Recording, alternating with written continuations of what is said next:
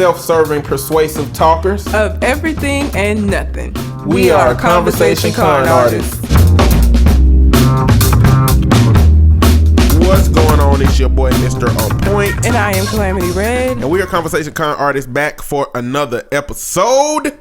I want y'all to go to the website, www.conversationconartists.com.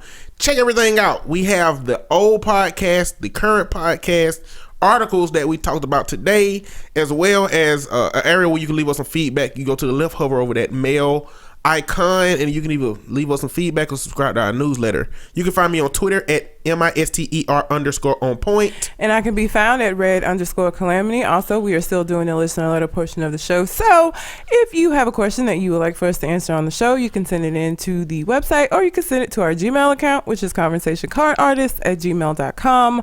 And the question that we have for today is about our thoughts on prenups. Prenuptial agreements. I mean, so, okay. Are we talking about, like, if I was to marry, like, Idris Elba, or are we talking about Joe Blow down the street? I think it can be circumstantial. My responses to these are circumstantial. It depends on the circumstances, because as I've gone to do research about prenups and things of that nature, I realize that there are situations in which I really would like for my stuff to be protected, but not necessarily all of them.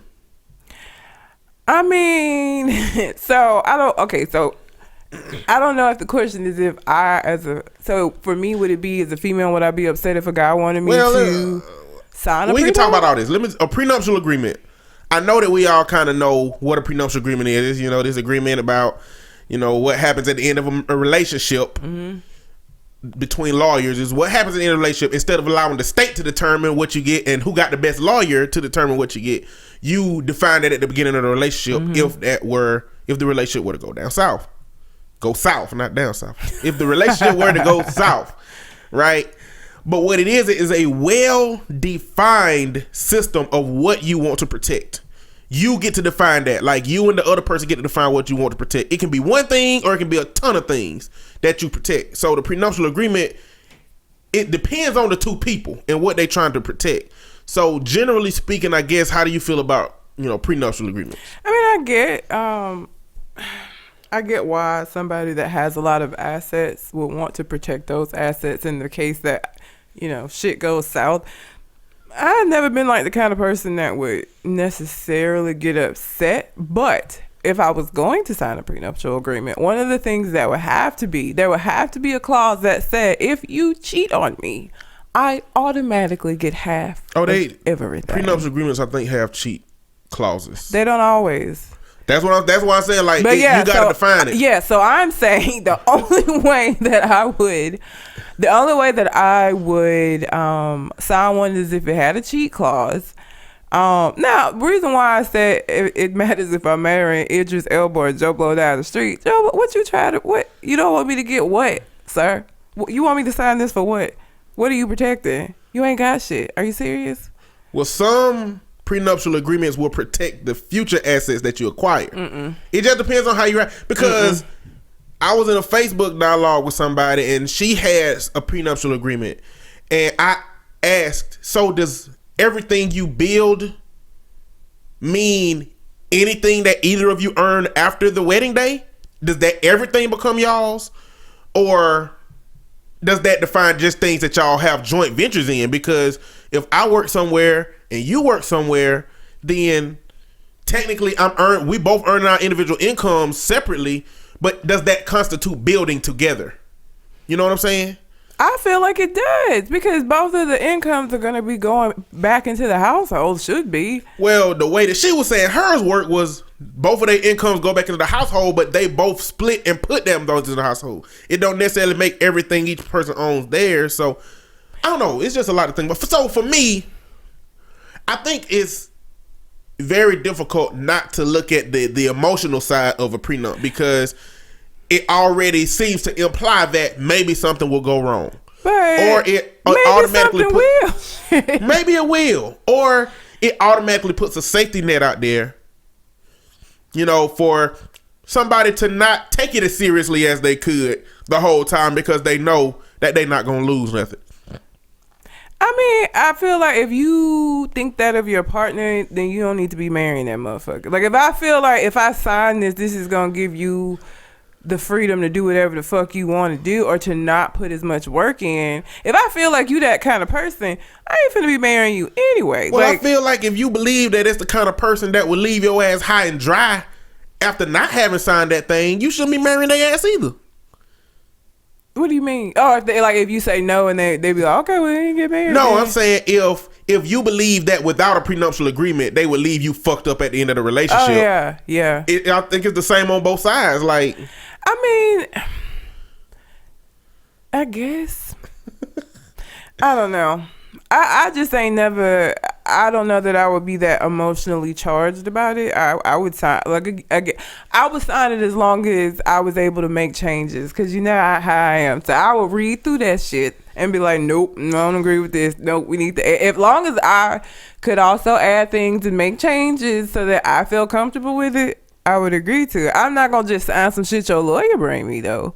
That's what I'm not gonna do. I'm not gonna just, oh, you said the prenup, okay, let me sign, because I don't know what the fuck is in there. So I have to have the freedom to make changes to things that I don't agree with in order for me to sign. It's mandated that each person has counsel, so that it's not coercion. So it's not that one person has stuff, the other person don't. Yeah. And it's like, you gon' sign these papers. So you got to have a lawyer and they got to have a lawyer. But I feel like some people would just be like, they might not just, okay, I'm gonna sign it. Like, I'm gonna have the lawyer because it's, you know, legally I have to, but I'm just gonna sign it because I just ready to get married, and let's just, no, I'm gonna read through that shit, and any fuck shit you try to slip in there, I'm gonna be like, no, I don't agree with this, we need to take this out.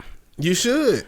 Anybody should. Yeah. With any legal document. Yeah. You know, you should read anything. You really should read that I agree shit with iTunes. I don't, but I should. Yeah, I don't read it with iTunes. I mean, they make it so tedious for it's so fucking on long. It's in that little bitty type, and then it looks like it's like 1,000,000 pages long. I don't read that shit. They do it like that on purpose, and then they have it at the very end, like not even at the end, but like a third of the way, because they know that you done started reading, got tired, and then just skip down to the end and read the rest. It's like, it'd be like, your soul belongs to us, motherfucker. Like it said just like that on that clause. Like, we can charge your bank account whatever you want, bitch. Like, that's exactly what it be saying on that shit. But so I was reading about some fucked up shit that happened with prenups or without. And one thing is, if you met, like, they say that, you know, it can cause a lot of issues for your first marriage if you get a prenuptial agreement. They say prenuptial agreements are more suitable for second marriages. Why are they more suitable for second marriages? Well, because you've already experienced the issues that come with, you know. Who the fuck want to do that though? If I could avoid ever having to experience the issues, why would I wait till my second marriage? Well, you're not gonna not experience the issues. So why wait to experience them to do the prenup? Or you could just do the prenup and not have to experience the issues that come with not having ideally, one. it should never. You should just be married to a person till you die. You should be, but you know, all hopefully. know that. To me, I think it would just be better if you got it like that. If you got the kind of money that somebody would be able to take from you in a prenup, I would just hire the best lawyer on earth. I would not sign a prenup and hire the best lawyer after that shit and make sure all my shit is protected in that way. If you got it, like, if you got shit for somebody to be able to take, that means you can afford that lawyer. Yeah. Like, I would rather do that than a prenup. But if you marry somebody who already has children and you don't sign a prenup, if you were to die or you were to get divorced, now her children might be entitled to some of that stuff that you have. That would be my issue. Is that only if you adopt the kids though? Like, if you get with somebody and they have a father present in their life, it ain't you, and you die, why would their kids get money from you? If I say to her, all of this shit is ours, and something happens to me, and in her will, she say I'm leaving all of my shit to my children, now my family don't even have access to that shit, but her children will, because I said this is all ours. Ours being you and her, not ours being you, her. Well, once I'm dead, I ain't a variable no more. Or once I'm divorced and the state gave her half of my shit, I'm not a variable no more. She can do what she want with that shit. Are you sure that would go there? Because if the dad is involved, them ain't your kids. I'm saying it becomes her shit though. Like it becomes her stuff. It becomes part of her stuff. Whether the state give it to her or whether I die and it's left to her vicariously through me, all of that stuff belongs to her. So it's hers to do what she want with it. If she want to give something to the kids aren't directly benefit because she could be a mother who won't give them anything. But if we got kids together and she would rather give it to the kids that she, had in a previous marriage and not my kids gonna be fucked. Well, but your will should leave stuff specifically to your kids. Like everybody should have a living will, and in the will is the thing that would take precedent, wouldn't it? It would. When you die? It would. So you should have a will, and specifically in the will, leave shit to your kids to avoid all of that. Just have a will. I just have a will to say, they can't have none of my shit. But you should do a video. You should have a video will, so when you die, you play it. If y'all watching this shit, I finally didn't die. I know, right? And I ain't leaving y'all shit. Yeah, y'all can't have none of my shit. Remember that when y'all was telling me I ain't your daddy? Well, this ain't your money. How about that, bitch? I want all my pots and pans to go to the homeless niggas down the street I met. I'm just gonna be petty. Y'all can't have nothing. But I don't know. I was just reading some messed up instances from that. Another instance is, let's say that y'all both came into the marriage with stuff, and you got sick, and you couldn't work, or you went on disability, or because you couldn't work anymore. Well, now because you signed a prenuptial agreement, if it don't work out, he can be petty and still leave you with nothing. Like he can take what he had, and you no longer have anything. Because you brought what you had into the relationship. So it would depend on how you define what building is. If it's everything we earn after we get married, that's fine. See, that's what we're going to be splitting up in court. This why I will go through that shit with a fine-tooth comb, making sure that you ain't trying to fuck me over. This would be a document I don't never read the terms of use. I would read this shit, though, from cover to cover. And be with what does this mean? Because this sound kind of suspicious. What the fuck is this? Well, the way it's supposed to work is it's supposed to be something that y'all both build together. That agreement. Whether it protect your savings, whether it protect your pension if you got that, whether it protect whatever you got that you want to keep separate from being grouped into individual debt. My debt is the only reason that I would be okay with a woman saying, "No, your debt too crazy. We don't goddamn have to have a fucking prenuptial agreement for your debt." I'm like, okay, I get it. My debt is all kinds of fucked up. That's the only reason that I'll be, just forthcoming with it. I mean, I would sign. Can I get dog support? Dog support. I have 2 dogs. I need to. You took on care of my pups. You trying to get that Mary J. Blige shit going on? I need you to take care of my pre-existing family. Well, if I had kids, you would be able to take care of the kids. You gotta help take care of my dogs. Kingston and Remy deserve something. They will have brought years of joy. Well, maybe not Kingston. I don't know how many more years he got, but Remy will bring years of joy to your life. I don't think so. I would think that Remy would be dead before you had a relationship that went that south. I mean, maybe not. I mean, because you talking about you within how long the dog's lifespan? About 10 years? 15 to 17 years. I ain't even got married. That's what I'm saying. You already talking about supporting your dogs, but hopefully at the point in time that happened, dogs will be dead. They won't. Well, maybe. I mean, hopefully. Well, I hope to never have to go through this shit. The whole reason why, I'm 32 today and have not been married is because I want to be married one time. Unless he die. I don't want it to be a situation where we get a divorce because I just feel like at this age, I didn't wait it this long. It would just be the same way I feel like if I just randomly got pregnant. I just feel like at this age, it's like, bitch, what would you do? You did good all these years. And then you get old and fuck up. I feel like you supposed to fuck up when you young. People who fuck up when they old, I'm just like, what? How did this happen? You did so good. And then you just fucking fell off the rails. Like, I don't understand. So at this age, hopefully me waiting this long and figuring out who I am and what it is that I want and what I don't want and get into a place where I don't really take shit for real will enable me to find somebody who's able to put up with all of those things. Well, you know, and won't run away.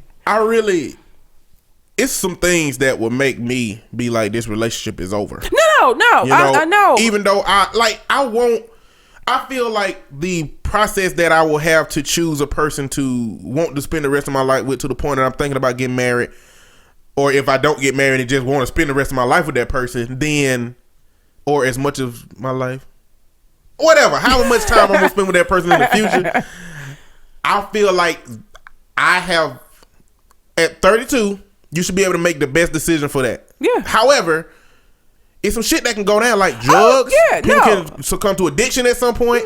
Motherfucking schizophrenia or bipolar, some shit like that can activate later on in life. Like, it's some mental health shit that can happen that make me say, like, can't do it. I'm out. I don't give a fuck. I'm sorry. But she gonna know that shit before we start. Like, I'm gonna let you know, if you got a strong history of schizophrenia or some shit that activate lates in your family history, you need to let me know, because I will leave you because of that shit. Substances abuse, if I find out you smoking weed on the weekends, I don't know, weed might not be so bad, I guess, once it become legal. But not smoking, it has to be edibles. It'll have to be something not smoke. Like, something, I can't take that smoke. Yeah, there has to be something different than smoking. My but allergies can't. You know, if you get fucked up on pills or cocaine and all kind of shit, and I find out, I'm leaving your ass. This just gonna happen. I mean, I still have those things. I think I've talked about how I feel about alcoholism. If you start drinking and become an alcoholic, I'm fucking out. I'm sorry. I ain't going no Al-Anon. I know that might be wrong. I've dealt with alcoholism for a very large chunk of my life, and I've decided that I'm not gonna deal with that in the latter part of my life. So if we get together and you just go through some kind of fucking midlife crisis and start drinking and partying all the time, okay, but that's it. Like, that's one of those things that I'm not finna stick. I'm just not even. Like, that's one of them things I would tell you up front. You do this and I'm out. I'm not going to Al-Anon. I'm not gonna try to like be there and stick back. I'm not. I'm sorry, because you're gonna know up front how I feel about this from the beginning. So if you choose to do that, that's cool. But choices come with consequences. Consequence being my black ass leaving you. So no, there are still things that would cause, I'm just hoping against hope that me waiting this long will allow me to make a better decision, because I don't have like the stupidity of youth working against me. Because I sometimes sit back and I think about like people that I dated when I was younger and think of what life would have been like had I married them motherfuckers. Like, I made some shit ass choices when I was like in my early 20s and shit. So had I got married then, I'd have 3-4 divorces under my belt right now. So I'm just hoping waiting this long and better figuring out who I am and what I can and can't deal with will enable me to make a better choice, so that it's less likely that it'll end in divorce. It absolutely still could, because I'm not going to take certain shit off of people, but hopefully I can make a better decision. I be hearing about folks' situation, and I know this sound real bad, but to a degree, I be understanding why people want to disappear their ass. You know what I'm saying? Like, I be understanding, you know, hearing about, you know, how much they done took, how much they trying to take, how much child support they got to pay, that they got the house and they got the car. You know what I'm saying? Yeah. Like, it's dudes out here that once they finish paying that 18-year child support payment, they should just have a celebration. They should just buy themselves a fucking nice ass car. They should have they should have the block party of the century, goddamn, after they finish paying, because that's how much being taken away from them. Yeah. Like, I mean, and that's another thing.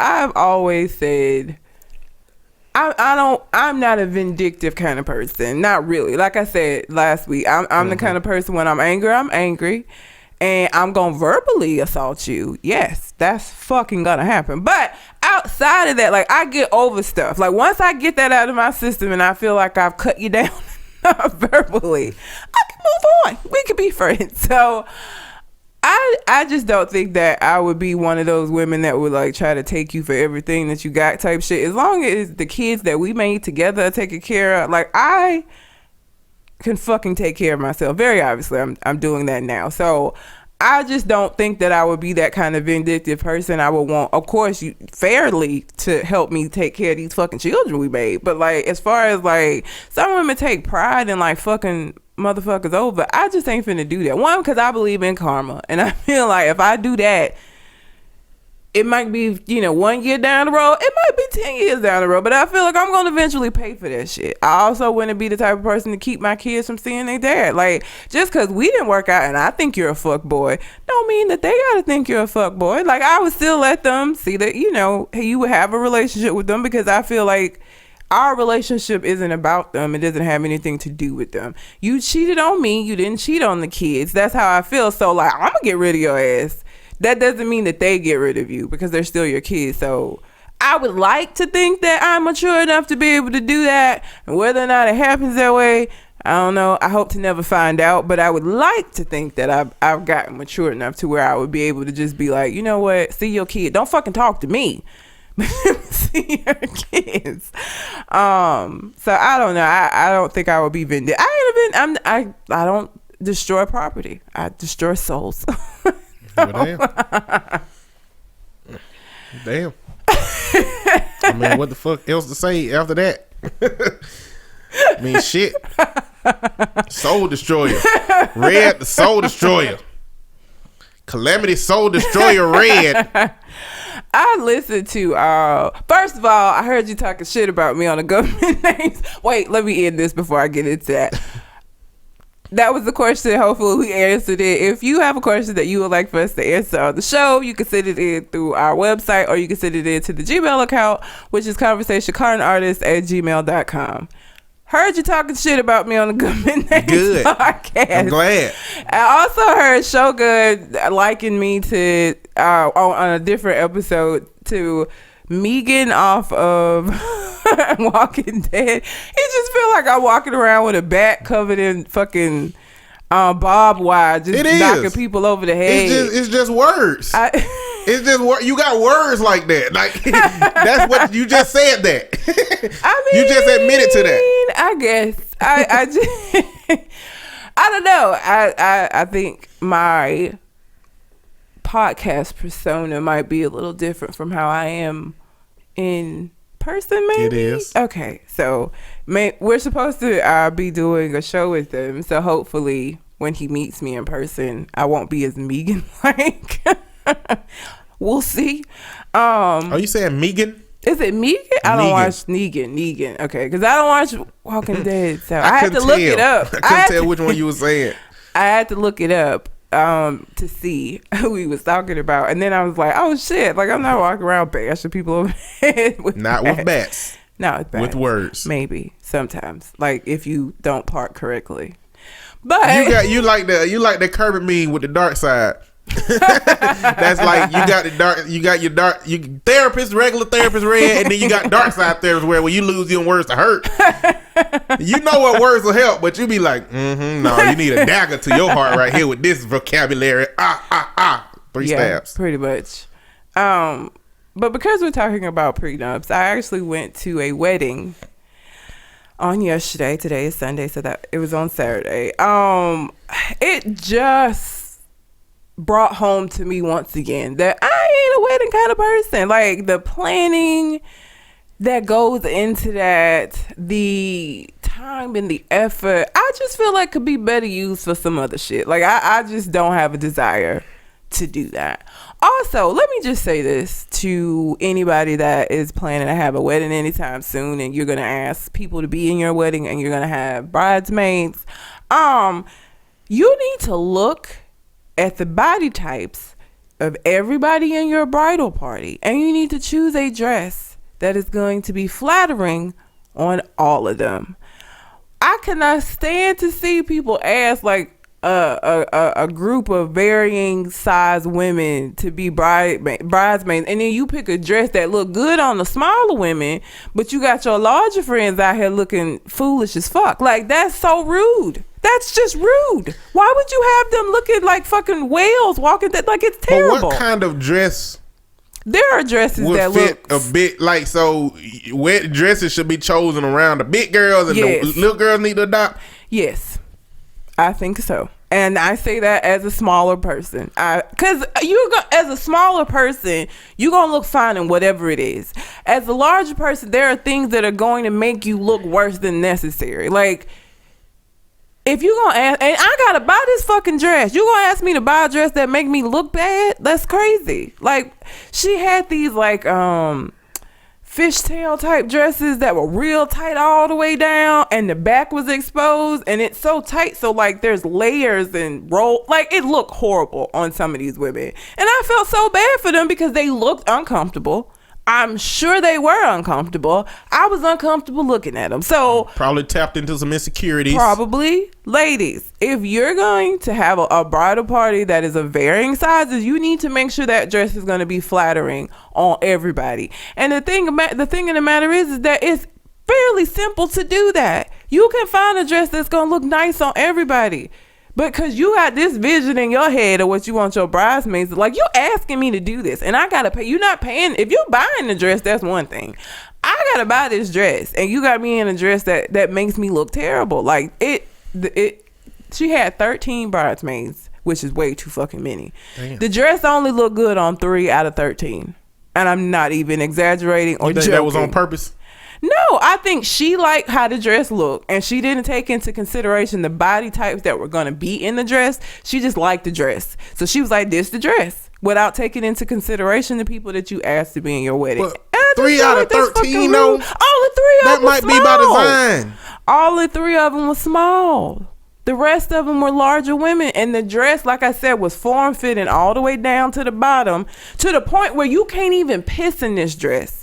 It's one of them dresses everything has to cut. You can't raise it up because it's too form-fitting.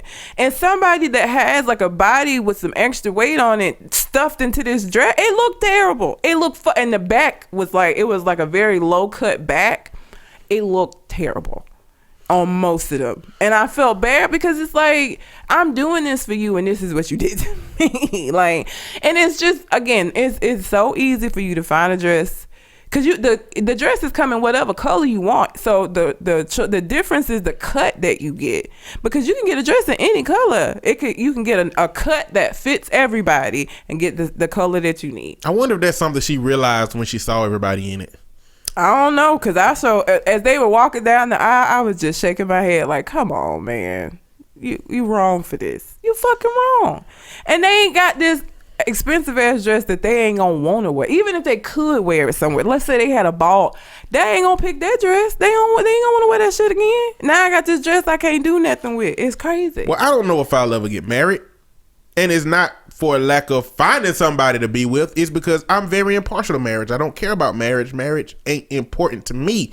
But if it's important to the person I would be with, I would definitely get married, and I would definitely be as involved as she wants me to be in that situation. If I were to get married, I just don't feel like marriage represents what you can be for a person the rest of your life. At best, marriage is just a milestone that don't change the effort and energy you're going to have to put into being with that person. So don't really bother me, don't really care. But because of my past experience with not being able to be in a wedding that I wanted to be in because of money at the time, my plan is to be able to pay for everybody's stuff. I know that might be a large goal, but if I think you're important enough to be in my wedding, the only reason I don't want you to be able to be in it is because you don't want to. Yeah, and that's fine with me, because I mean, I've been invited to weddings and it's been switched to where, you know, they change it to other people for various reasons.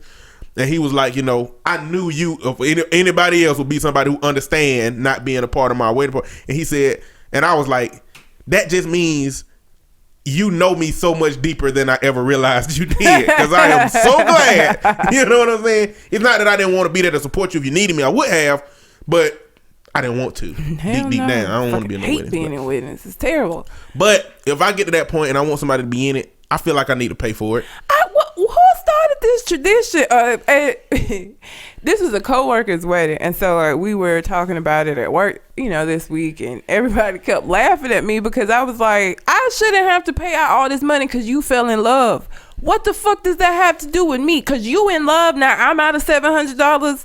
How that work? Who started this stupid ass tradition? Like, that's not flattering. I'm not flattered that you just asked me to spend $700, because that's what you did. Yeah, I know you phrased it as, will you be my bridesmaid? But what you're really saying is, you give me $700, give me $700. That's a lot of money. Like, the fuck out of here. No, it's crazy.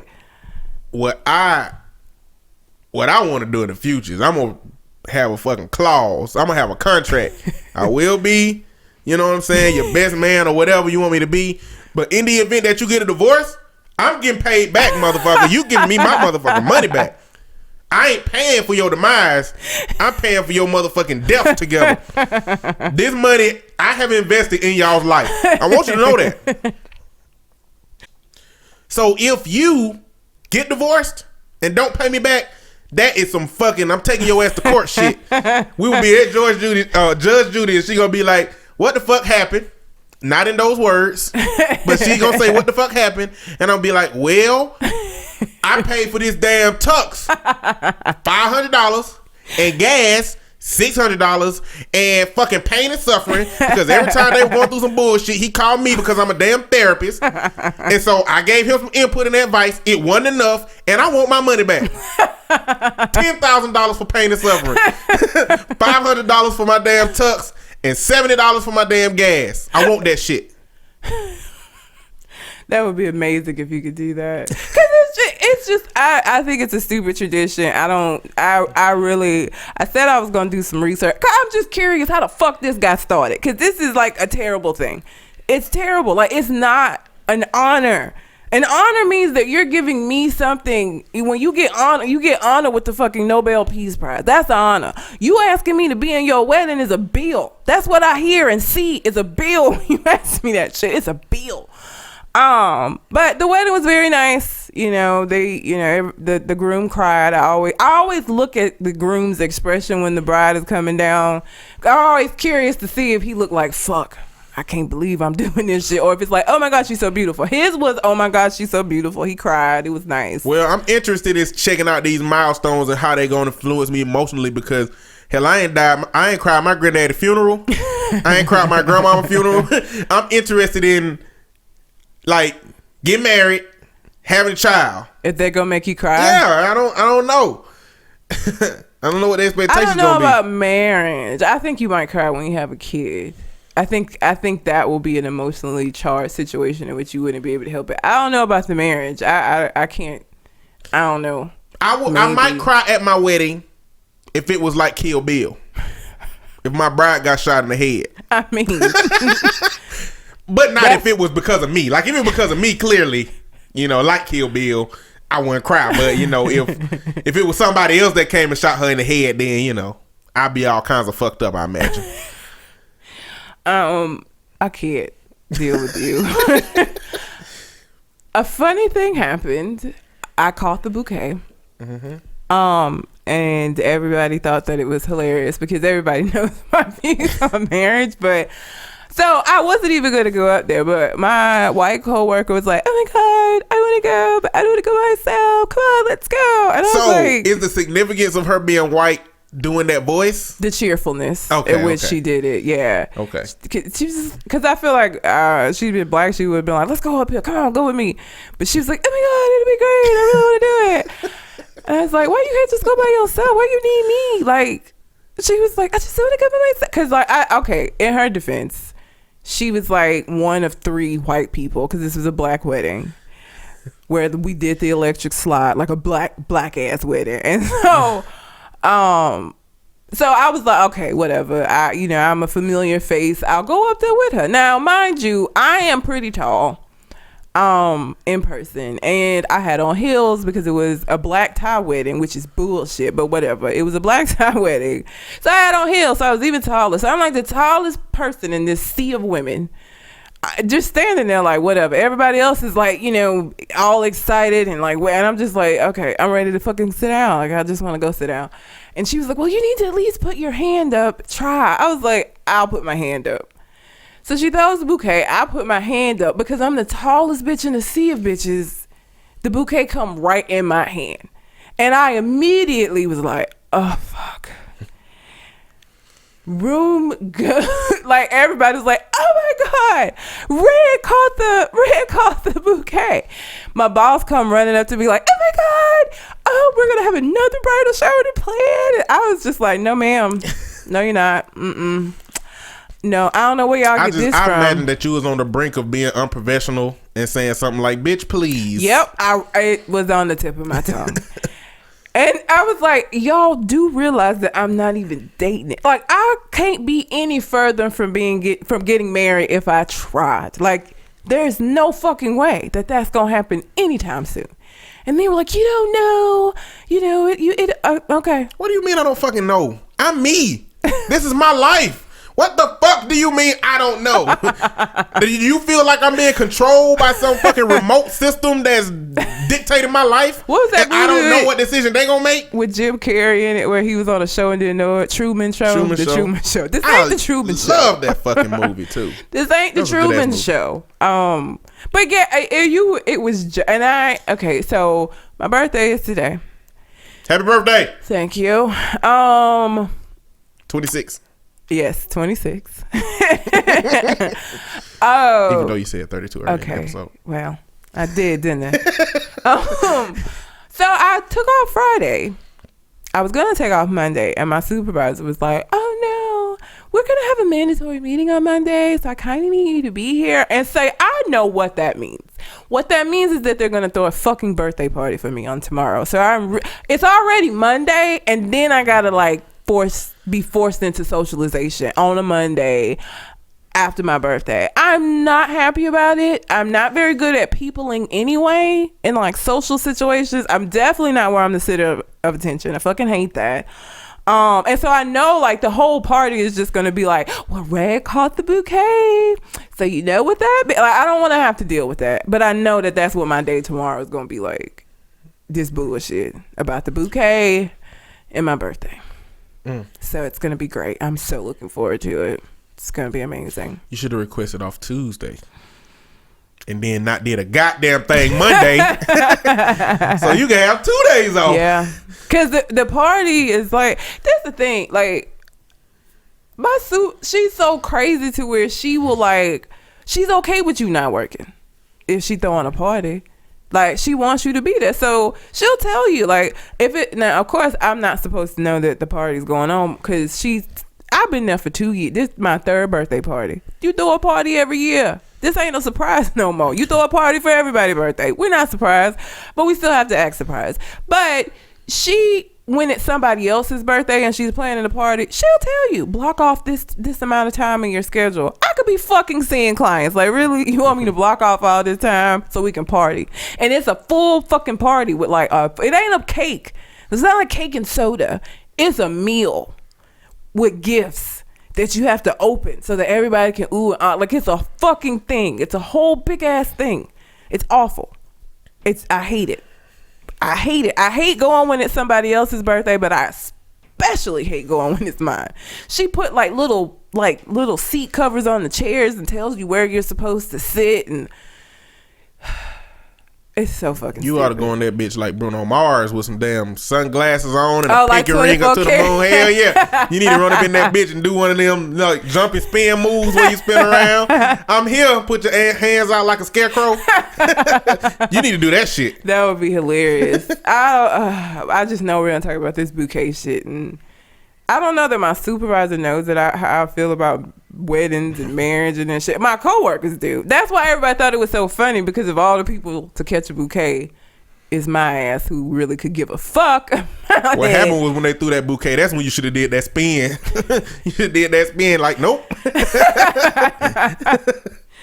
Michael Jackson spin. Oh my God. It's just insanity. So I don't know.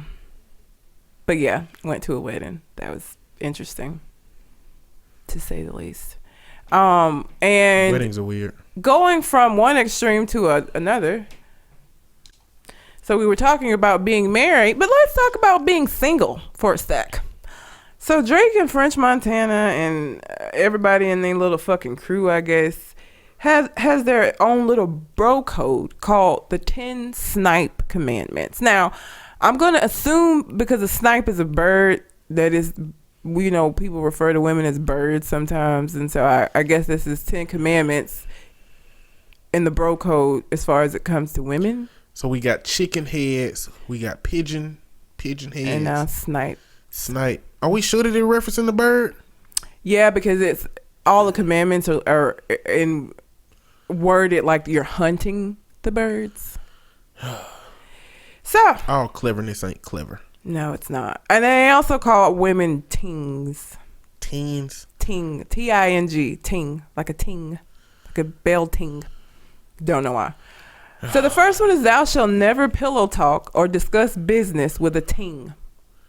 So you don't talk about business. Don't pillow talk with a. So I think this this like is a one night stand. These are like one. Oh, these are one night stands. I think these are one night stands. So you don't pillow talk a one night stand. You just in and out, in and out.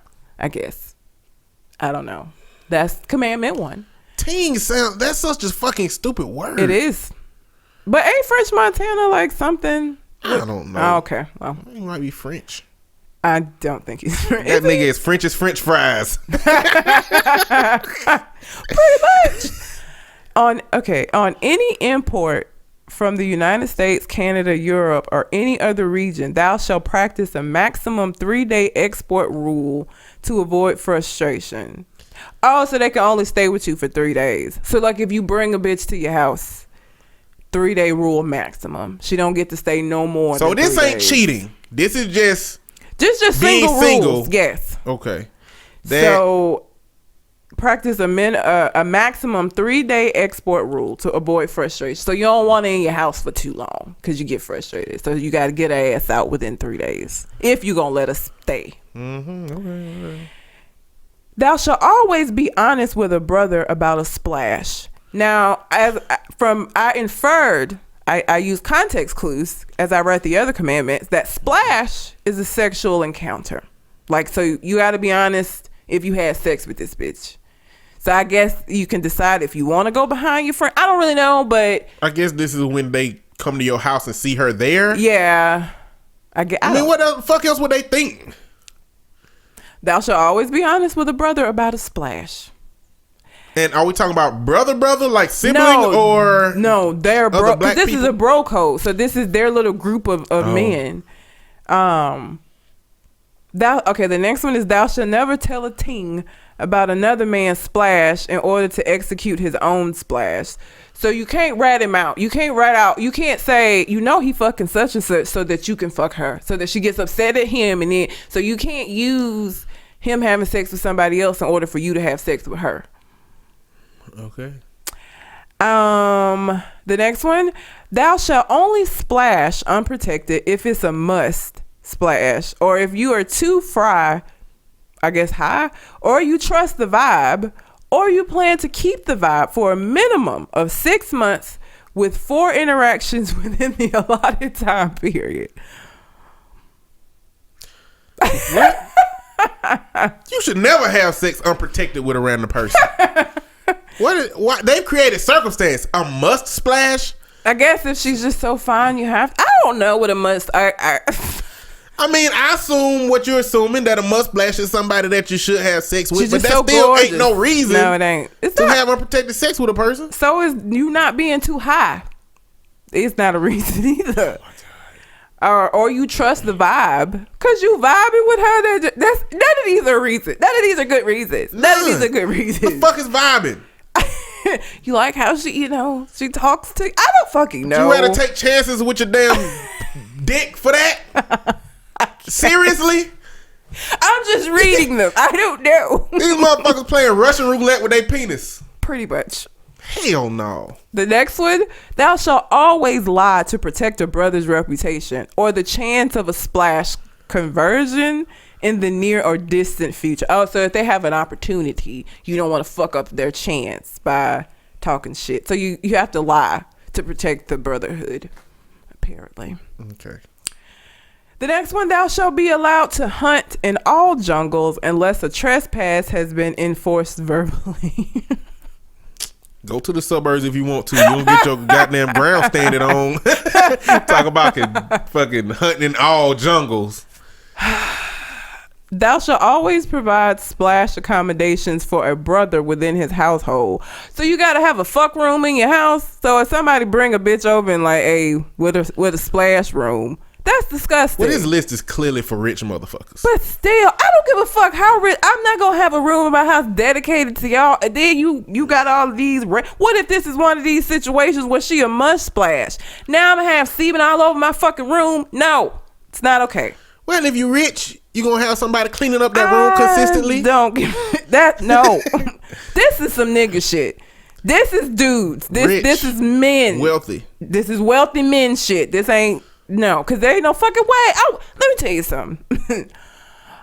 I didn't let a friend come and stay with me because she kind of do whole shit sometimes, and I was gonna have to kick her ass if she came over and was like, such and such is gonna come through. No, the fuck he's not. No, not in my house. You not finna have no random motherfuckers running in through here. No, I don't even let her stay at my house because I can't trust that you not gonna have niggas coming in. So, So this is some rich man shit. This ain't no shit that a woman would be doing. The fuck? Have splash accommodations in your house. The fuck out of here. Thou shall use communication with a brother to avoid being blindsided by other hunters and poachers. So if you know that your friend, I don't know. If you trying to holler at somebody and you see somebody else hollering at somebody, we gotta communicate. Like if you trying to holler at the same two dudes trying to holler at the same person, okay. y'all know each other. Okay. We kind of gotta communicate to see what's finna happen. Okay. Stand down, soldier. I just want to say, as a woman, how horrible it feels to be called a snipe and be described as being hunted. That shit sound terrible. But the last one, Commandment 10. Thou shalt never use hand-to-hand currency exchange to guarantee a splash unless hunting in exotic locations. So no prostitution? Is that what that means? I don't know. It ain't tricking if you got it. I hate you so much. So technically, if you got it, you can pay for anything and it'll be fine. I mean, I guess. No hand-to-hand currency exchange. What the fuck other kind of currency exchanges are acceptable then? Why wouldn't he just say no currency exchanges? Well, maybe if you swipe your card. If you swipe your black card, it doesn't count. I don't fucking know. But that's their 10 snipe commandments. And motherfucking French Montana had this shit, like, he had it put in a document like the fucking Constitution, and has it in a frame, and he has it hanging up in his home, and like posted a Instagram picture of said commandments hanging up in his home. You think that the commandment should not be known between anybody but bros instead of let women? me just say this. I just feel like bitches that Drake and French Montana would fuck would be the kind of bitches that wouldn't be able to decipher that. Like, I feel like they would read that and be like, oh, you like birds? You hunt birds? Like, I just feel like they would deal with stupid motherfuckers who would see that and wouldn't know what the fuck it means. There's some smart groupies out there that be offended but still fuck them dudes anyway. Well, if you won't still fuck with them anyway, what does it matter if you know the commandment? I mean, at least now you know what you're working with if you're gonna do it anyway. Like, ain't nobody finna get offended at the point that they get in the Drake or French Montana house about nothing. Like, I don't see that. Yeah, probably not. So they can hang maybe up. I guess. I'm sure it's everybody got a limit to something. I don't like shit like this, man. First, it sound lame to me, and second, all it's gonna do is it's gonna be something that poor broke ass dudes gonna sit out here and try to uphold. Yep. Through subjective measures, not knowing what the fuck it really mean, and clowning other people who do this. Like all the shit they name the shit that dudes do all the time. Yeah. It's just created a measure for motherfuckers to be critical of dudes who do this shit. Yeah. That's all it's gonna do. Because the dudes out here that's doing that shit in the hood, it ain't nothing but the same 5 damn chicks doing that shit with everybody. Like they can't really avoid it. Like, it ain't like they travel to California. They in California on Wednesday, and then on Friday they in Florida, and then London, they in New York. They don't do that shit. No, they don't. That nigga is on 3rd Street Monday, and on Wednesday he on 2nd Street. That's how it go. Like, this shit ain't gonna apply to the general population. No, it ain't. The general population is the one that's gonna be upholding the bullshit like they always do with new popular rap shit and with new popular lingo. It just don't apply to everybody.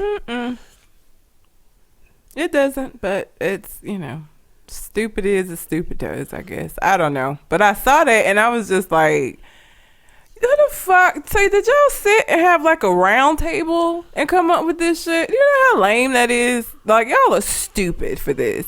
And then to be so proud of it that you want to not only post it in your home, but let the world know that one, this is what y'all do, and two, that you posted it in your home. It's just fucking crazy. Sitting around the table, sitting around talking about some commandments or something, being like, man, we need to make a commandment for bitches. Hell yeah, you right. What kind of bitches? Shit, them one night stand bitches? Shit. And then they came up with a whole thing high, and then there it is. We should call them snipes. Snipes. Like a sniper rifle? No, nigga, like a bird. Nigga, I don't know nothing about no fucking birdology. Is that what it's called? I don't know what the fuck. Like, they just had a dumbass conversation. I'm sure. That led to this bullshit. I'm sure. And here we are. And here we are discussing it on Conversation Con Artists. Man, I ain't got time for that. Like, I ain't got time for some of these rappers, man. They just be on some new bullshit. I mean, if I was gonna be a groupie and date celebrities, it wouldn't. First of all, I couldn't be a groupie because I would be like a selective ass groupie. Like, like I feel like I'm too selective to be a groupie because I feel like to be a groupie you have to kind of accept whatever is available. I ain't finna do that. It's the same reason why I could never be a prostitute because I'm sorry, I can't. I'm not gonna be able to do it. So. I don't even know that I would even date rappers. Like, Idris Elba, absolutely. Now, Idris Elba is a asshole to the whole K. Michelle shit that went down with him. But I just feel like, you know, that's just a better use of my whole time than fucking Drake or French Montana. Like, I would probably date actors. I wouldn't even date athletes or rappers. It would probably be actors. I don't think I would date no damn celebrity. You know, I mean, it's just they have so much. Like, so I know you don't fuck with Insecure like that, but I don't know the dude name. The dude who played Lawrence, married to a white woman. Mm-hmm. Right? And you know, every time a new black actor come out married to a damn white woman, all the goddamn hotel and a million black women that was enamored by this motherfucker be like, oh, fuck him. Yeah. Type shit. Not everybody, but some people. But the thing is, they operate in a world that they fucking co-workers are 95% white. And we are going to end up with somebody that is in our fucking vicinity. Yeah. That's just how it worked. Mm-hmm. So if Wesley Snipes and Dave Chappelle and all of them and all these boardrooms, all these white people and all this whole city just full of white people, you just expect them to go to the hood to just to be somebody, find somebody damn black to date? You know what I'm saying? Like, it matriculates over into all of these different environments. You gonna be with somebody who you fucking around. Yeah. You know what I'm saying? I don't even know how I fucking got there from this. I had somewhere else I was going. I don't remember. I don't fuck with it. I like Awkward Black Girl. I think I just need to give Insecure another chance. I didn't like that first episode, and after that I was like, fuck this shit. I didn't think it was funny. I got my point back. Okay. My point was, if I marry somebody that is going to spend a significant amount of time away from me and with other people, then it's likely that they're going to brush up into other people that's going to be better than me at some point. Or that's going to challenge their ideas or understanding about being in a relationship. I just rather be with somebody that's in my environment consistently. Yeah. Well, you know, that's what you see with celebrities. They do a movie together and they in a relationship. Yep. And then they do another movie together and then it jeopardizes their past relationship and now they with the person that they did the recent movie with. That shit happens a lot. Yeah. You know, Brad Pitt and Angelina. Yeah, like that shit happened to a lot of actors and actresses. If you look at, like, you know, Jennifer Aniston, you know, outside of fucking John Mayer, most of the people she dated, she done been in some kind of acting role or some shit with. Emma Watson and Andy Garfield, when they played in Spider-Man together, they started dating. Yeah, all of that shit, like that happens a lot. And so I would rather date somebody in my vicinity than anything else. So I got celebrities on my list that I just like and like to see. But I would not like to be in a relationship with her. I'd rather be in a relationship with a rich regular person. Not a rich celebrity. Yeah. If I had to choose. I guess. You can find you a regular person. You can find you a nigga that like kind of look like Idris Elba, but like is Idris Elbow. No. You can find like an old nigga that's, you know, kind of young, kind of cool that, you know. But okay. Would you do that? Like if you saw somebody that kind of looked like him, you think that would have the same effect? No, because and I had this conversation with AC Blow because he was like, I don't know why y'all with me, because if Idris Elba worked in Walmart, y'all walk right past him because he just It is not. He is regular looking. Like there's not anything substantially gorgeous about Idris Elba. He just got, and I hate using this word. I don't know what else word to use. He just has swagger. He just does. Like there's something about him that draws women in. I call it the X factor. Yeah. So it's not. He wouldn't be able to just look like Idris Elba. He would also have to have that X factor because and I don't even know what it is. Like how he walk. Just how his fucking he got. I can have your bitch if I want her itis. Pretty much. That's what he got. He like, does. And there's a lot of people that have that. It's women that have that. It's just like there are people out here that have an X factor. Like Rihanna got the X factor for fucking women for some reason. I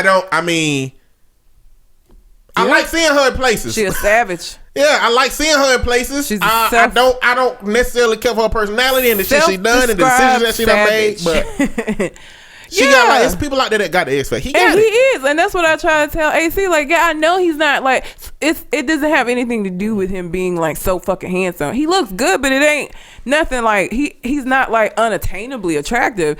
It's the other stuff that goes along with him that makes him unattainably attractive. It isn't how he looks alone. Like, I don't know what the fuck it is about him, to be honest. There's just something about him. He just seemed like he come into a room and he command that shit. There's something about the ability to do that.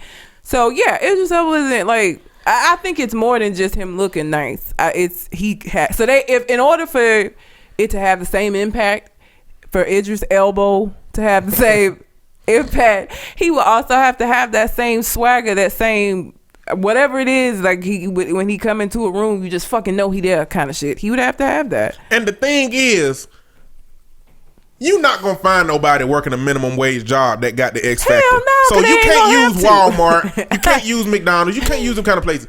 But if you're talking about maybe a bank, yeah, you know what I'm saying? Because them motherfuckers will motherfucking talk your ass into signing up for some kind of CD or some shit like that. Sign your whole fucking life away and walk away and be like, how the fuck did this happen? It's some suave motherfuckers that can do shit. Yeah. Like real estate agent suave motherfuckers. Like it's some positions out there that are suave enough to have the X factor. Not gonna find that shit in Walmart. Number one, because Walmart employees ain't trying to hear shit from your ass.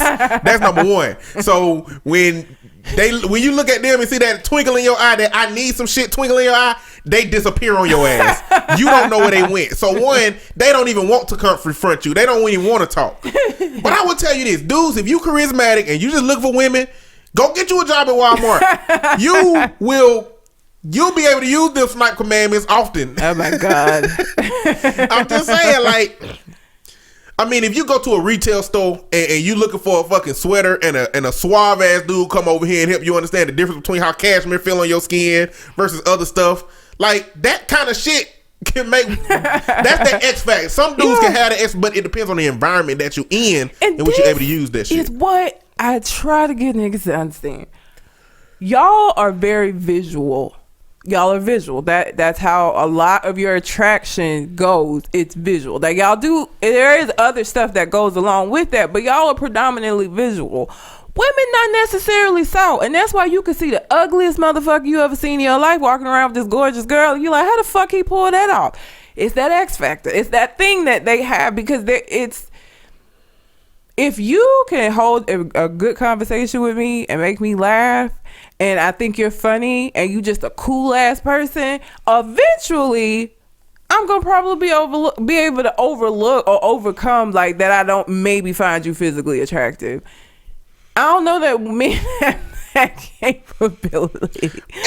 Everybody got their fucking limitations on attractiveness. Like, everybody got limits. They do. It's some people. If a nigga look like a pug, and you don't like how pugs look, motherfucker look like Roland Martin and Omar Epps.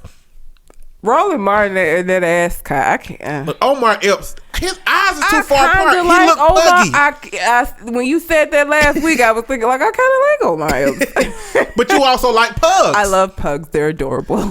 So a motherfucker looking like an English bulldog with 3 chins. Yo, everybody got a limit. You're not gonna fuck with that. Like, yeah.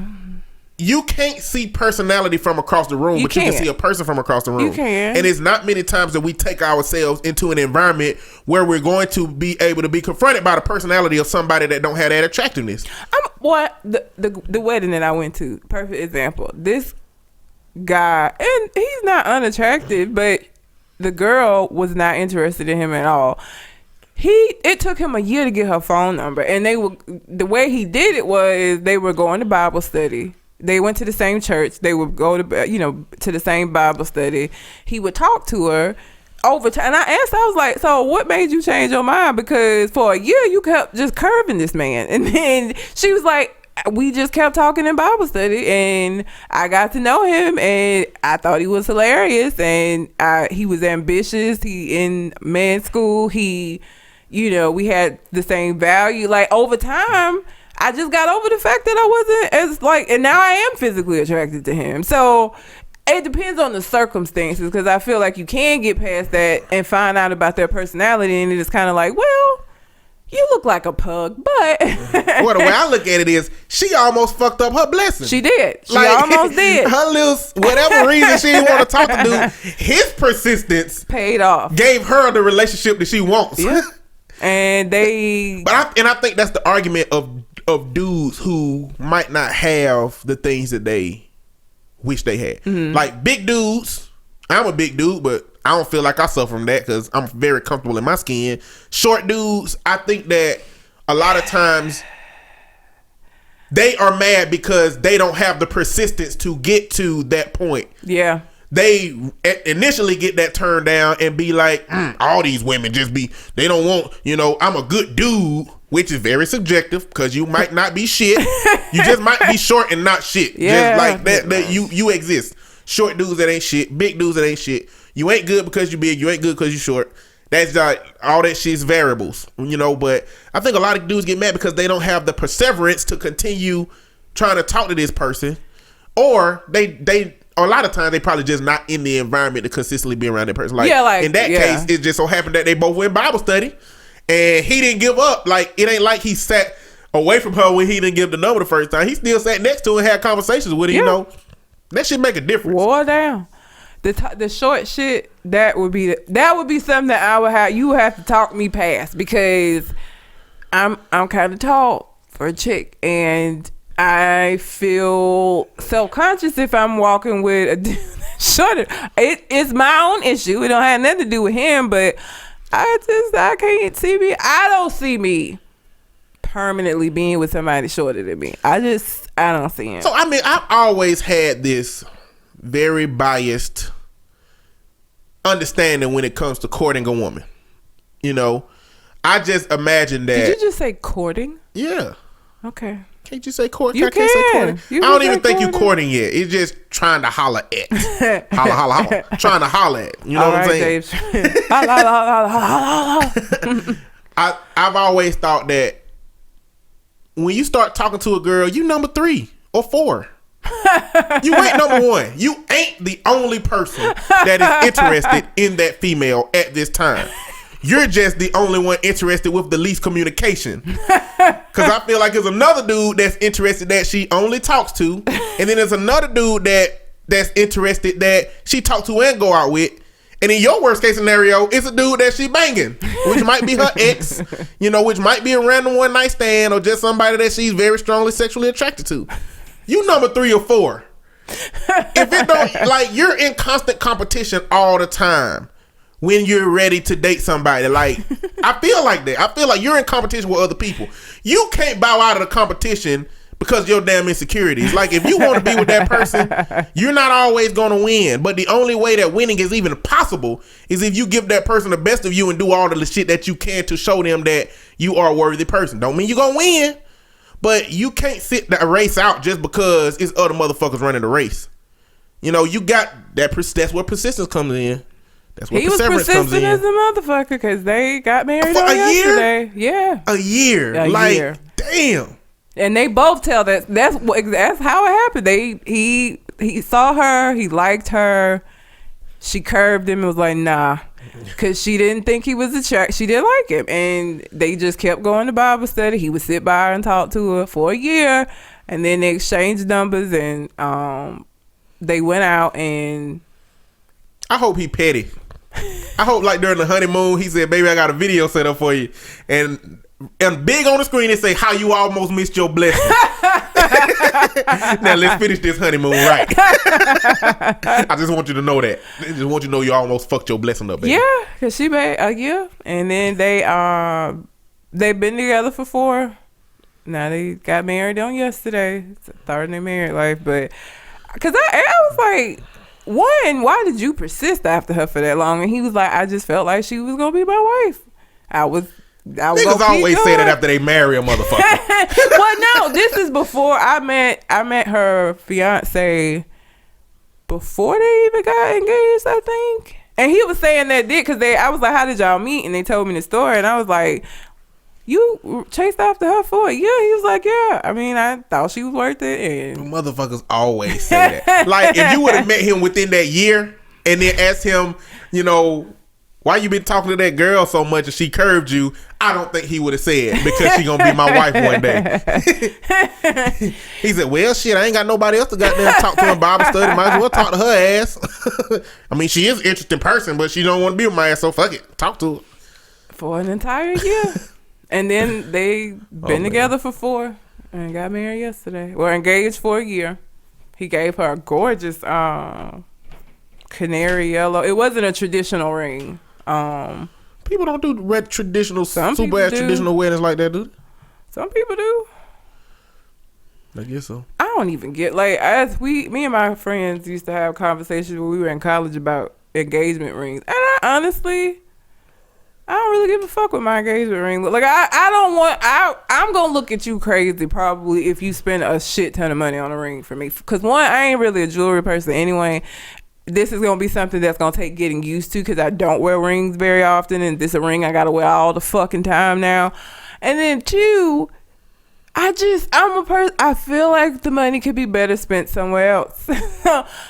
I wouldn't want somebody to spend like a shit ton of money on a ring for me. I just wouldn't. I be on Imager and I be seeing people forge like custom rings. Mm-hmm. I would like to do something like that, like customized rings. I would like it more if somebody got a ring based on the things that they know about me. So like, it wouldn't be a traditional ring. My favorite color is blue. I don't know what a blue stone is, but just I would like it to be something that showed that they know me. Because if you, at the point that you decide to ask me to marry you, I would hope that you know me well enough to like know how to customize a ring in a way that I would be like, this is fucking cool. Like, type shit. But I just ain't never been that kind of, I don't wear jewelry a lot anyway, and so I ain't really one, like, it ain't gotta be a fucking 15 karat diamond. Like, I don't give a fuck about that. I don't care. I'm gonna have to let a woman know it up front. Like, I'm gonna let you know right now, if I wear this ring every day, I'm gonna lose this bitch. That's bottom line. I don't fuck with jewelry. If I wear this ring every day, I'm gonna lose this bitch. I don't need to come home, you ask me what's going on, where your ring at, why your ring off today. Either I'm not wearing this ring, or you need to give me a more creative way to wear this bitch. I'll wear this bitch around my neck, man. No, I don't fuck with jewelry like that. Maybe I'll get a smartwatch or something. I don't fuck with smartwatches. Nope. Cause don't you have one that you don't wear? I'm finna sell that bitch. I have not known where that bitch been for the last 5 weeks. You know that's ridiculous. I found it now. But now I want to sell it. Like, I've never wanted to sell it more than realizing I didn't know where that bitch was. Didn't care about it at all. And I want to sell it. But I'm going to have to let him know, look, if you, maybe I'll get a tattoo ring. You can get a real ring. Like, just tattoo that shit on my face. I'll be all right with that. You know what I'm saying? Like, I don't like tattoos. Don't have one. Don't fuck with one. But let's go. You can have a real ring. You ain't got to do the tattoo shit. But I will lose my jewelry. Like, she keep my jewelry in her purse. Keep my rings in her purse. Put this shit on. I don't know. I ain't never been. I just ain't no material. Like, I like for people to do shit that shows that you know me. So I don't like cliche ass shit. Like, I don't really care for people bringing me flowers because You do that for every bitch. Like that's the most cliche thing you could do. Bring me a graphic T-shirt with fucking Superman on it. That I will appreciate more. Don't bring me no Captain America shit. We're gonna fight. Unless you want to fight. Unless you want to fight, then bring me Captain America. But if you're trying to do something nice, leave the Captain America off. But like just doing, or like bringing me a bunch of pink Starbursts, because I like the pink Starbursts. Like shit like that, I'm gonna be like, okay, this dude, all right. But like you doing cliche stuff, I'm not impressed with that. That don't mean you know me. That's something simple and easy for you to do. That's basic.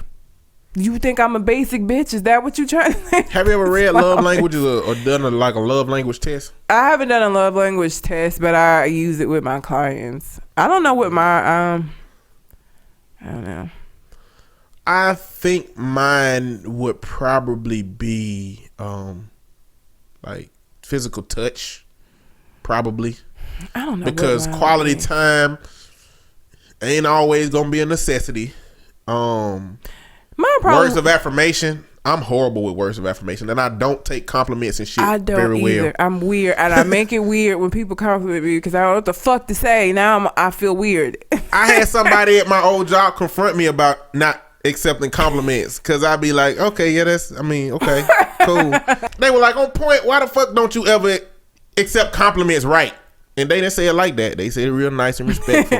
But they really they changed how I looked at it, because they were like, you kind of snubbing a person that's trying to speak positively about you. I don't know what it is that won't let me.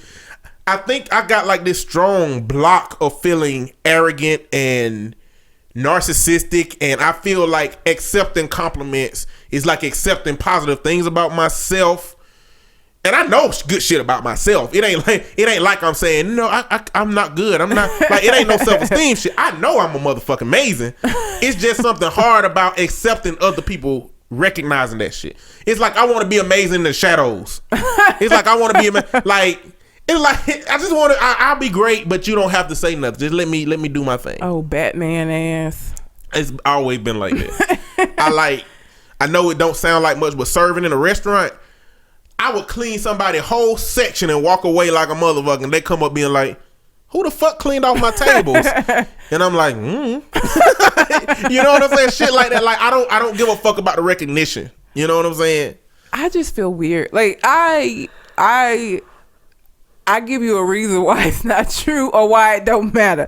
Like if somebody says something nice, I'm just like, everybody do that. Like why is this? This isn't anything to compliment me about. Like anybody with any common sense or common courtesy would do this. Like I like find a way to, or if somebody, like people ask me about my hair and I'm like, I ain't doing nothing to it. Just, like I don't know how to accept compliments without making it weird or without it seeming, I don't know. I can't just be like, thank you and walk away. I would love to do that. And I tell myself, just say thank you and walk away. Don't do what you normally do. I still do it most of the time.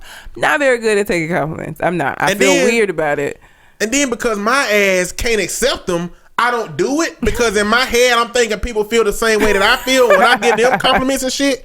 And so everybody in the world will tell you that you need to compliment women, but here I am not complimenting no damn body.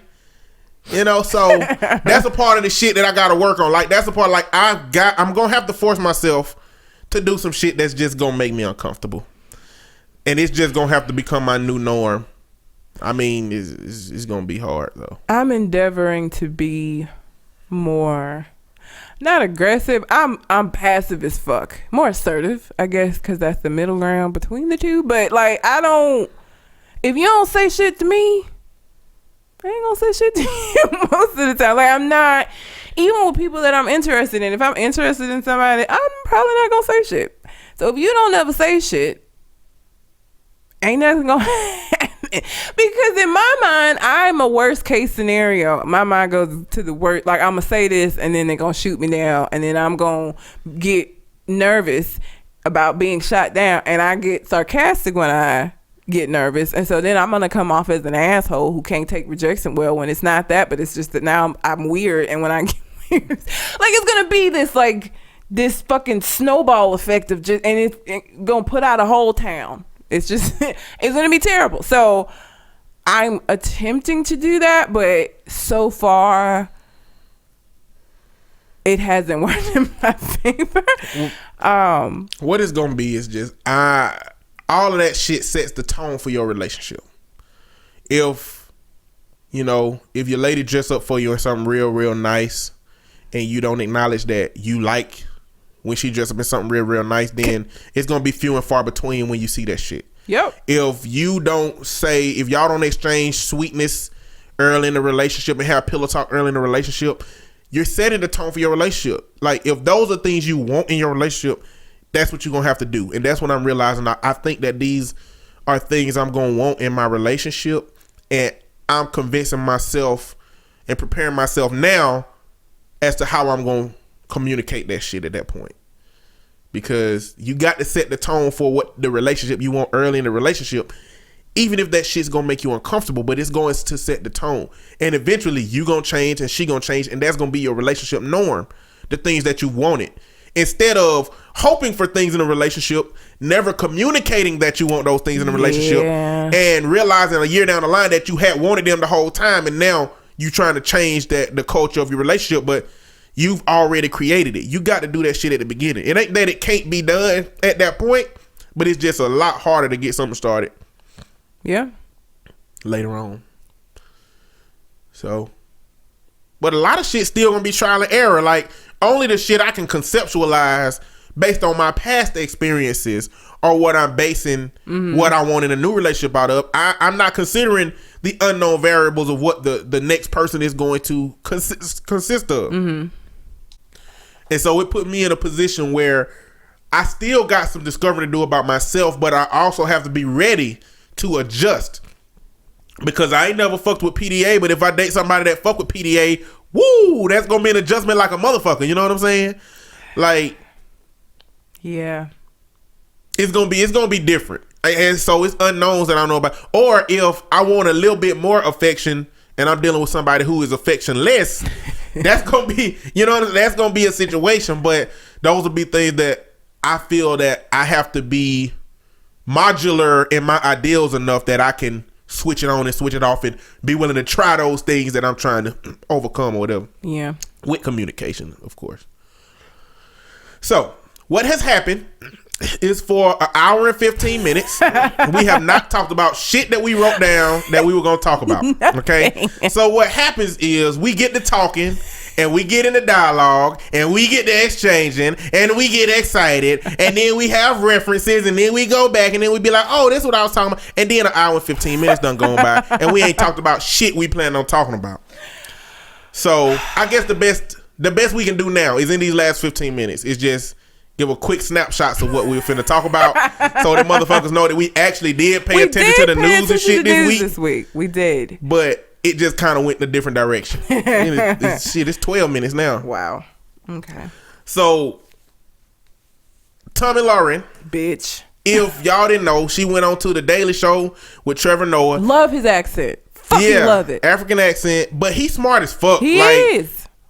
You should watch his stand up too. His early stand up, like before he came over to it's a pretty good stand up. Like, his dad is German and his mom is South African, and his comedy special is called Born a Crime because he was born during apartheid in South Africa. And so he had a real fucked up life. Like, him being light skinned and his mom being dark skinned, it was illegal for him to be seen holding her hand. Wow. She would get taken to jail. And I think his dad, because of apartheid, his daddy left the country like right after, he was born. His daddy went back to Germany. He ain't take them? No, he didn't take them. And he said that his mama was so resilient and aggressive that, she'll be all up in the police face. You know what I'm saying about that shit? You know what I'm saying? But he said that's how it was. But he really handled himself eloquently during that. Like, it was not a shouting match. It was basically him challenging her on the ideas that she have. And what I learned watching that thing, it's about 26 minutes long, but I mean, you get the same sense of, but just hearing how he handled her, I wish more of us can handle dialogue with people like that, like he did. He threw some jokes in there, and she was a trooper because she was laughing at some of the shit, and she did deal with it, you know what I'm saying? But it just showed me that I believe that she really believed the shit that she's saying, which is scary. Opposed to Glenn Beck and Bill O'Reilly. I think that, more Bill O'Reilly. I think Glenn Beck believe a lot of that shit he be spewing, But Bill O'Reilly and some of them other Fox News hosts, I don't believe they believe that shit. I believe that they are doing what gets them ratings and they are doing what their network's telling them that they should do. That's scary. But after that interview, I believe she deeply believed that shit. She's indoctrinated to an understanding of race relations in this country based off of what fucking the conservatives and Republicans have told her to believe. And at her age, she just hadn't challenged the shit that she been told to believe. Yeah. At least not yet. But I liked that interview from the perspective of him going at her about it. Yeah. Okay, what you at? I was just gonna touch on Kanye and the severity of whatever it is that he's going through, and just in an effort to keep my promise, I'm gonna keep it very short. But I think he has been released now. I think you told me that. So I don't know what it's gonna look like with him being released, but I do think that the kids are being kept separate. Which until you see how he's gonna readjust to being back at home and make sure he's okay, I get that, because mental illness could be a very fucking scary thing, and the kids aren't gonna be able to understand or get like why dad might be acting. Look, like, what the fuck is wrong with you? You weren't doing this shit. They're too young to understand. So hopefully, this will be. Kanye gonna always be a narcissist, but hopefully this other stuff that he has going on can get resolved so that he can just get back to being his old narcissist self instead of this narcissist with all this other shit going on. I know, right? Yeah, regular narcissist with just the bullshit. Regular narcissist, yeah. So, one China policy. If y'all didn't know, Donald Trump accepted a phone call from the Taiwanese president recently, congratulating him on his presidency. But the problem is, no president has accepted a call from Taiwan since 1979, and because we established the one China policy. Now, China is this big ass nation, right? Mm-hmm. Well, Taiwan is in China, but Taiwan decided we don't want to be a part of China. We're going to be our own shit. That's what we're going to do. And we going to call ourselves China. So we going to be the China representatives. So what happened is Taiwan over here said that we going to be China, and China, which is actually China, said, no, we are fucking China. And so the United States, recognizing that Taiwan was just being a little spoiled brat, said, okay, we're not going to recognize Taiwan as China. So when Taiwan called Donald Trump, they called Donald Trump as China. So that became the problem. So what that does is it caused big rifts between actual China and the United States. Well, this is what happens when you let somebody without any fucking background be president. Because I guarantee you he didn't know why that was wrong. I'm sure he knows now. And his excuse was literally, but she called me. Like, what? Bitch, if ISIS call your ass, don't answer the fucking phone, okay? Like, there are people who, if they call you, you don't fucking answer. Listen, when I tell you, if we get through these 4 years without a war, I will be fucking surprised. I will be surprised. Because he don't know shit. He's an idiot. Like, listen, when you break up with your mate, when you break up with them, you block their number, okay? Yep. And then when they call you from their mama phone, you label that number as don't answer this fucking call.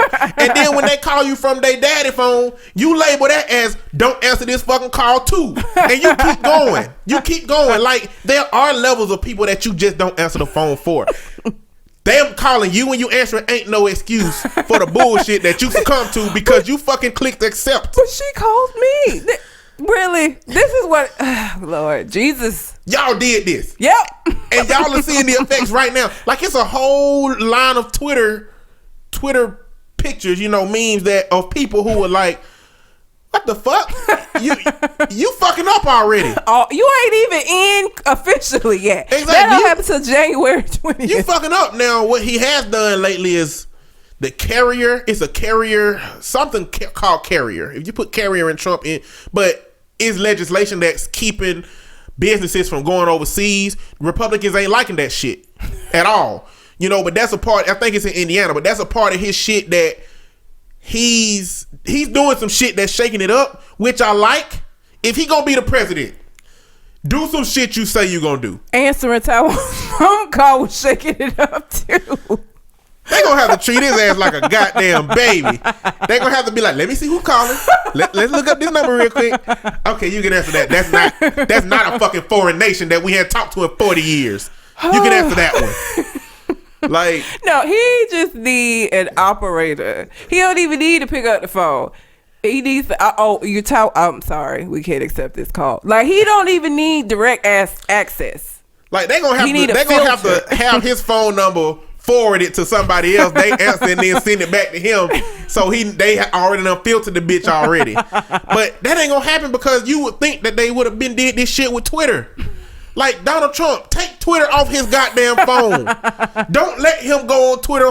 Block Twitter on his computer and shit. Oh, Lord. Like, so don't stupid. let him keep doing this shit he's doing. Over and over and over again. Oh, my God. Monica and fucking Brandy is still beefing.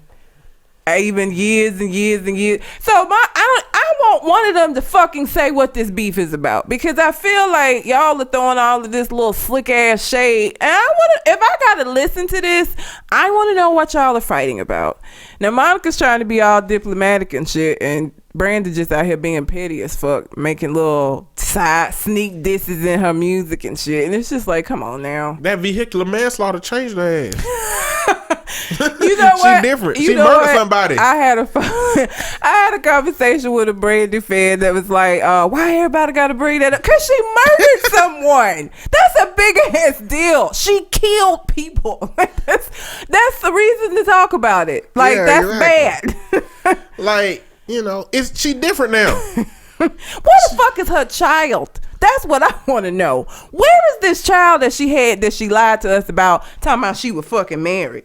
That's what I want to know. Mm-hmm. I want to know what her kid is. I ain't seen that little girl in forever. The boy is mine. Maybe they was actually singing about a boy. But maybe that was like competition. Maybe they was singing for that nigga's love. Always liked Monica over Brandy. I think her voice is better. I think she could sing better. I think she looks better. I bought a Brandy album. She got before. her kids front and center. You see her children. She ain't got them hiding. I bought a Brandy album before. It was the one with Angel in Disguise on it. Oh, I love Angel in Disguise. I think that was the first track. I don't remember what album it was though. I can't remember that. I know what you're talking about. Because the cover was in black and white. But I have this all-encompassing R&B playlist that I add older songs onto it every time I come across some that I like. Mm-hmm. I don't have any Brandy songs on it, but I have Monica songs on it. You know why? Because Monica's legit. No. Because Brandy has murdered somebody. Brandy has murdered people. Can't support no murderers. Matter of fact, I need to go down my whole playlist and see if they done killed anybody. The OJs on my old school playlist, they managers killing bitches out here. I need to go see who done murdered people on my damn list. Oh my God. I don't know why like folks act like they didn't forgot. Yes. Brandy vehicular homicide is homicide. That she murdered people. This is what happened with her car. I'm gonna put celebrities that have murdered people in Google. Oh my God. That have murdered. Brandy gonna be first one. Nah, it's gonna be a bunch of white people. Probably. Bruce Jenner. Yep. That car. Vehicular manslaughter. That's the number one.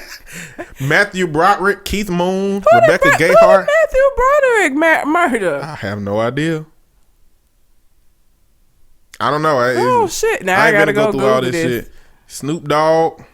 Okay. Matthew Broderick and his then girlfriend and Ferris Bueller's Day Off co-star Jennifer Grey were on a vacation in Ireland. He mistakenly drove the wrong way on the street and crashed into an oncoming vehicle. So all of these motherfuckers is committing vehicular homicide out here. That's so fucked up. Hold on, let's find somebody who, yep. Keith Moon killed somebody with his car. Rebecca Gayheart killed the 9-year-old with her car.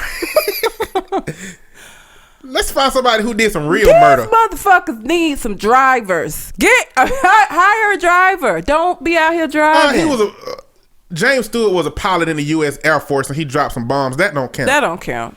Snoop Dogg and his bodyguard were charged with the murder of a rival gang member. I'm not surprised by that. Snoop Dogg was defended by Johnny Cochran and acquitted. Of course he was. Johnny Cochran was the truth. Yep. Brandy Norwood. Yep. She killed a motherfucker.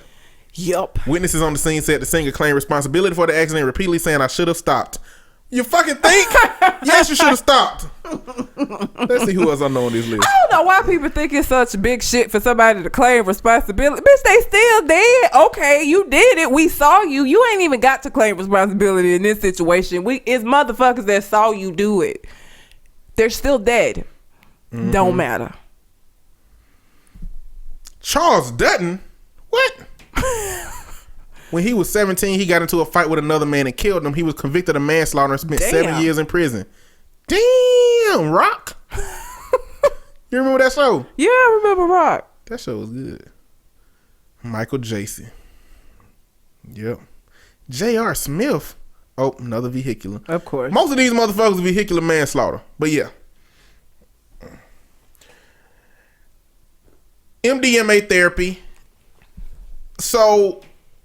let me just start by saying I'm cynical as a motherfucker about this. Look, I mean, when Sigmund Freud them came out, they was using cocaine like a miracle drug. And look where we are with cocaine now. I mean, they was using it too. They was like, this feels good. I can do some good therapy on this cocaine. Hey, therapy. And then he weaned himself off of it and wrote an article about how addictive it was. And then it became a fucked up situation. But they using ecstasy in Australia. They're using a trial right now to treat PTSD. The reason being is because the qualities of ecstasy, which are closeness to people and inhibiting fear and anxiety, will help the peer person overcoming what issues that they are for that therapy session to help work through some of those issues. It's a trial going on. I mean, I don't know what's going to come of it, but this shit all over Facebook. Like, it's on the feed, so I'm just putting it out there. But I do want to say, if you have PTSD, don't go get no fucking ecstasy, okay? Don't get drugs when you have problems. They don't help you with problems.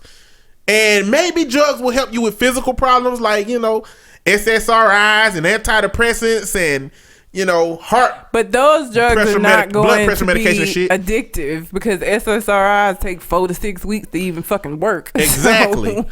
So some drugs work in terms of the ones that you are prescribed and the doctor, but don't go get no fucking illegal drugs to help you with no goddamn problems. Yeah. That shit ain't gonna help you. It's gonna, damn near kill your ass. Yeah. Fuck up the relationships in your life, and you're still gonna have the problems that you had before you took the drugs with the problem.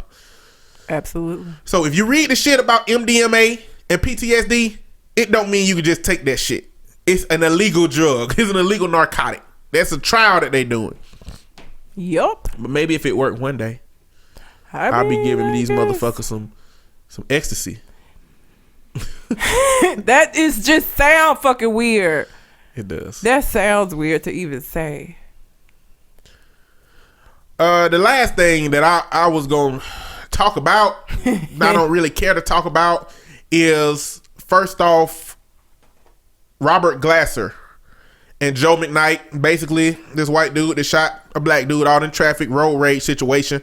And the police let him out that night, citing what reason do we have to keep him? He just fucking murdered somebody. That's enough of a fucking reason right there. And also in the case of Walter Scott, the police officer, Michael Slager, is they deliberating. The jury been deliberating about it. And one juror said that I can't find it in my heart to convict this man of this crime. And so he's likely going to get a mistrial. But, that's the bullshit that's going on in the legal system today. It just further emphasizes that there are two justice systems, one for, white people and people that are privileged, and one for black people and people that are less privileged. And that is some shit that we're suffering through. It's very sad. It's fucked up. Yep. Anyway, that's all I got. Got anything else on your mind? Remy's learning to potty outside. Good. He's still terrorizing Kingston. He should. Kingston would disagree with that statement. Well, Kingston shouldn't have created that culture for their relationship then, which he did, which now Remy gonna whoop his ass for the rest of his life. Because he's gonna get so much bigger than him. It's like you need to put him in check now before he gets some size on him. It's over. Remy be pulling him by his beard, and then he yelp, and I have to go separate him and shit. Like, you getting beat up by a puppy. He been in the world for 9 weeks. 9 weeks and he owning you. You know, like 50 people a year get shot by toddlers. Like, you ain't protected because that motherfucker little now. The right day and the right time with the right shit in their hands, you fucked up. Why you let a toddler have access to guns in the first place? Would be my question to the motherfuckers getting shot by them. Because this is America. Okay. Our guns have guns in this bitch. I guess, man. Anyway, until we come to the next conversation. We out. Holla.